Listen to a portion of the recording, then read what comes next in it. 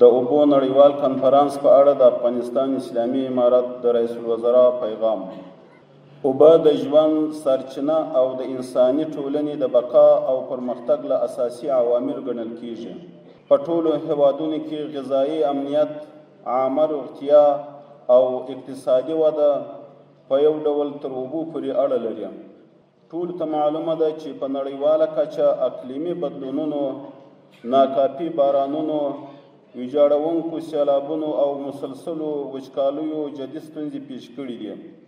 دغه راز په ځانګړي ډول زموږ په هیواد کې د ځمکې لاندې اوبو بې کنټروله استخراج نه یوازې د اوبو سرچینې کمزوري کوي، بلکې محیطي او ټولنیزې بدې پایلې هم لري چې د راتلونکو نسلونو د اوبو اړتیاو په پوره کولو لپاره جدي ګواښ ګڼل کیږي.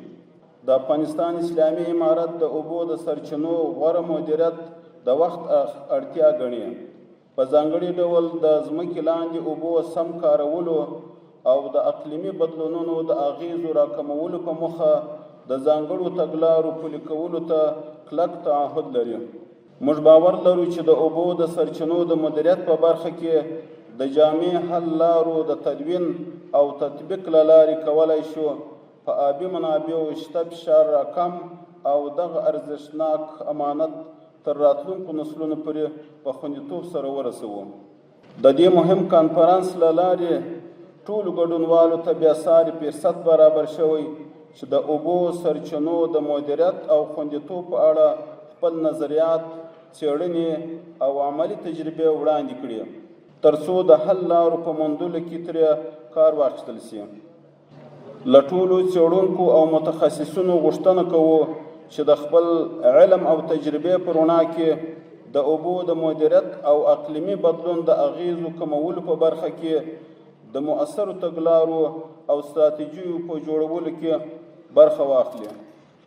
څرنګه چې دغه مهم هدف ته رسیدل د بیلابیلو امارتي ادارو، پوهنتونونو، تخصصي مراکزو او خصوصي سکتور ترمنځ همکاري او همغږي غواړي، بناءً په ټولو اړوند اړخونو غږ کوو چې یادې ستونزې ته د حل په موندلو کې خپل ورپه غاړه مسؤلیتونه ترسره کړي.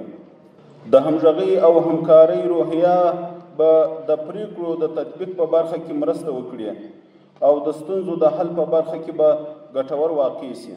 په پای کې د کنفرانس ګډونوالو ته ډاډ ورکوم چې اسلامي امارت د هر هغه اقدام کلک ملاتړ کوي چې زموږ مومن ولس ګټې او پرمختګ ورسره تړلي وي.